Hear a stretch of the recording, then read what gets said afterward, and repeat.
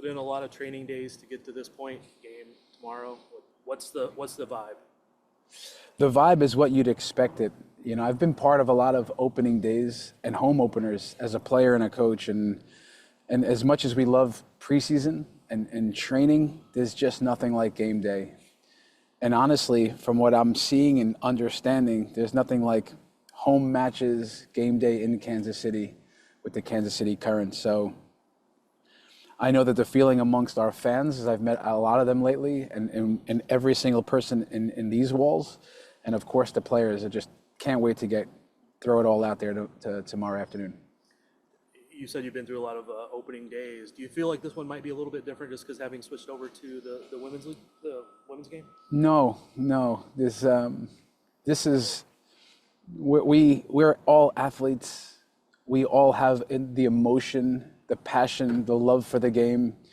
So no, I know that at every single level, from when I was a kid to a collegiate athlete to a professional to a national team player, like game day is always the best, and it doesn't get you can't get more excited for this stuff. So no, I don't expect it to be any different, the emotion. And the team added a player this week in trade, Penelope Hocking. Can you just talk about what she'll bring to the team? We like the addition. You know, our team likes this addition. Our club added Penelope for her experience, for her attacking prowess. She's really smart in the final third. She's a player that looks to run behind back lines. She can operate underneath. She's very versatile on the front line. So if she's a wide player, it's more like an interior striker. She can play up top, and she can also play underneath. So, no, she's experienced. And a thing I like most about her when I saw her play is that she has an edge. She's really competitive and has a winning edge in competition. And we have a question from Daniel Sperry. How do you feel like Ali Setnor's success with the U.S. Women's National Team in the last two international windows can translate to the current? Well, Ali Sentnor is such a talented young player still. And when you go to the national team and you get put on that stage and you have that privilege, every time you come back to your club team, you seem to come back better, bigger.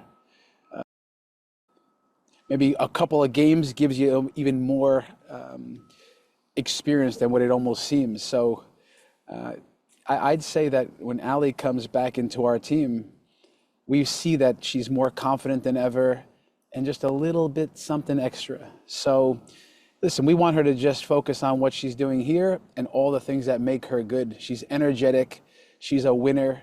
She can score goals with the right foot, left foot, and that's what we'll do. We'll just to throw everything at it tomorrow afternoon. We have a question from Tom Persley. You talked earlier in the week about the energy of the team and the fans being an exchange. How do you guard against nervous energy about the first match spilling over? Well, in this business, we know that there's nerves.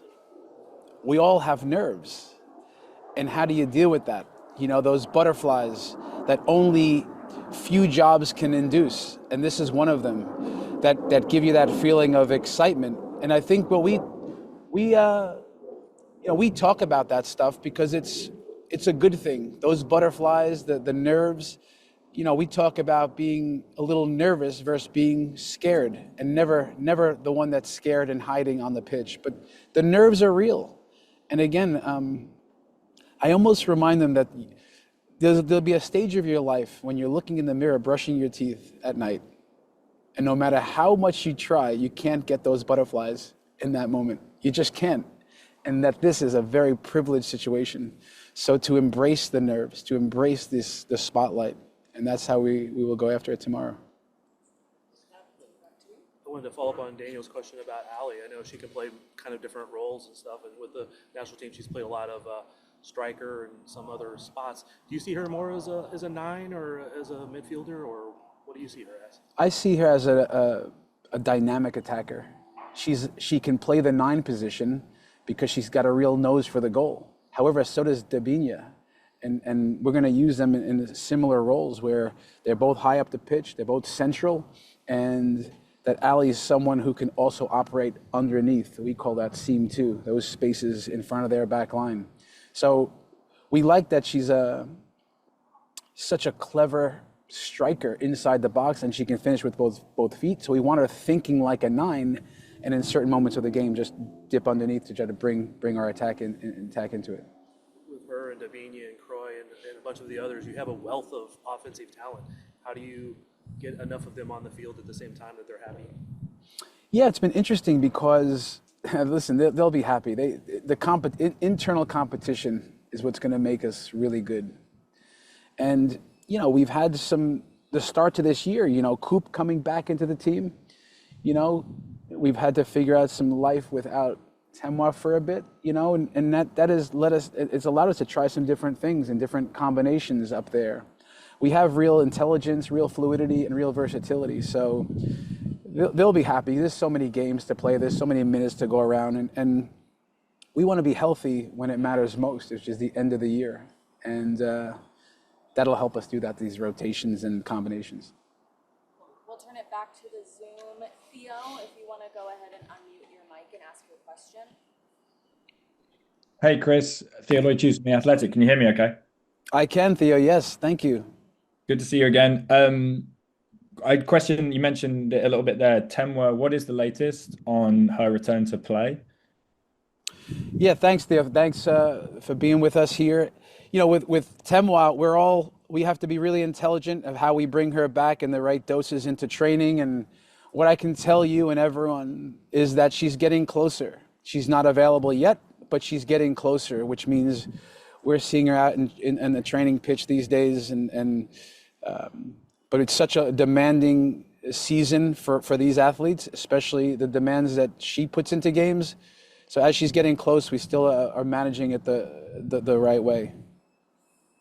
I know she was put on the SEI before the season. You and I already talked a little bit about that. When do you think she would be activated or come back to playing, or is it kind of hard to give any timeline?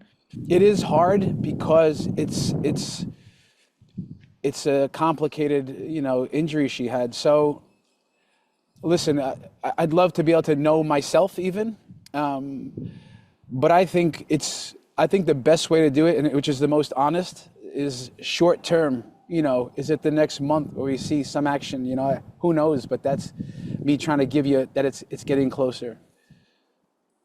Thanks, Chris. Appreciate it. And enjoy your first game. Thank you, Theo. Thank you. Thanks, Theo. And we will end with a question from PJ Green in the chat. He's heard coaches in the past speak about the importance of their concept being more important than running specific formations. Is that the approach fans should expect this season with a continuation with the high-flying offense?